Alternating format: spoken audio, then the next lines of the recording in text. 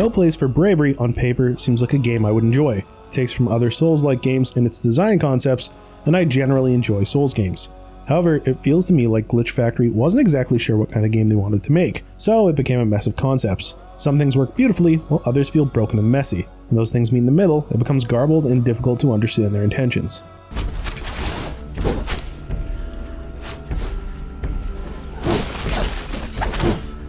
No Place for Bravery is presented in pixel art, which, as a retro gamer of the 90s, I can't help but enjoy, but pieces of it feel deceptive or messy. The outside environments are well made with lots of color and variety, but it becomes difficult to understand what you can or can't walk on in many areas. Shading in some places led me to believe that there was a wall instead of being the way forward, and in the cave areas I sometimes didn't know where the floor was, as it had a degree of platforming.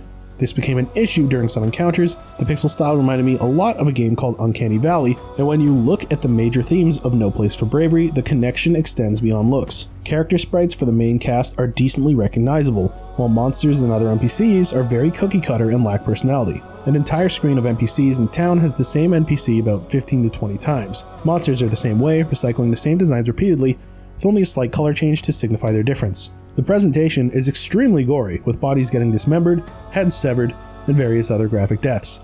In fact, there are more varieties of dismembered bodies than there are of NPCs themselves. After the ambient beauty they pulled off in the main menu and the opening few moments, seeing the level of gore they went with took me by surprise. Combat is exactly what you'd come to expect from the genre. You have your standard attack, a guard, and a dodge. You also have your health bar, a stamina bar, and a guard gauge.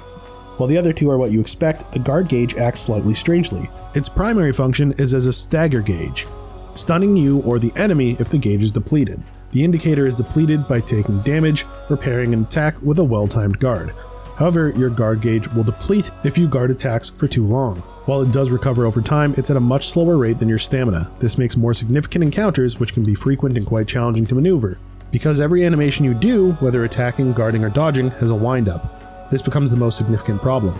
Inputs in No Place for Bravery get dropped or interrupted frequently, so often that I can't tell if it's a feature or a glitch.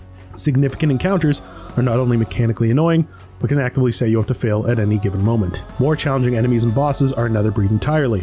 When combined with your slow animation speed, stagger gauge, and strange platforming, the encounter designs become incredibly unfun and frustrating. If you manage to fail a platforming challenge, and you will, you take damage and reset your position, probably onto an oncoming attack. Your weapon swings, dust particle effects, and enemies flashing from taking damage can easily mask enemy attack tells, making it difficult to know when to raise your guard or dodge slowly.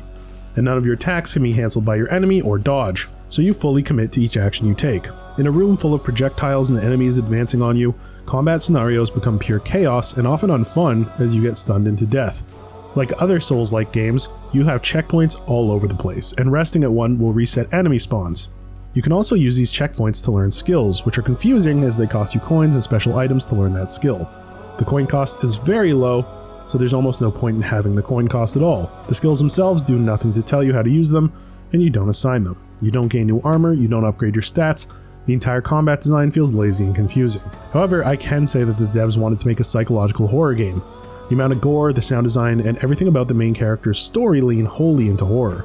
Especially the sound design, which is otherwise pretty bland and often desynced, is incredible during moments of tension and horror, with musical stings and ambient emptiness. If the experience was restructured to lean into and focus on the horror aspects completely, the entire experience would be incredible. The narrative wants to tell a larger story about a dying world and the chaos and bloodshed. Still, instead of presenting it cleanly or explaining what is happening, there's a page in the menu with blocks of text telling you the details of the world events. In addition, the characters will discuss events and characters during cutscenes. But, with zero context or idea of what their personal goals or histories are, it's jarring at best and nonsense at worst. No Place for Bravery frequently gives you choices about how to proceed in the narrative, but you generally have no fundamental understanding of who to side with, what choice to make, or even if it matters. While the game has multiple endings, it feels empty and rushed as a narrative that should have taken more time to establish what was happening through dialogue between characters, instead of making you read block after block of text in a menu to even understand who this group of people were.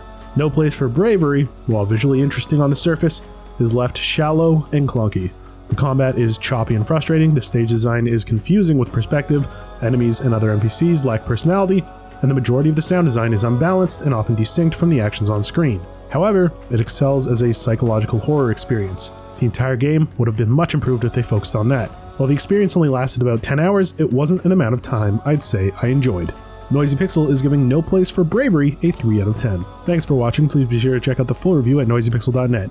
Noisy Pixel is run by a group of gamers who work hard to deliver news, reviews, previews, and more. Please subscribe to keep up with all our future content.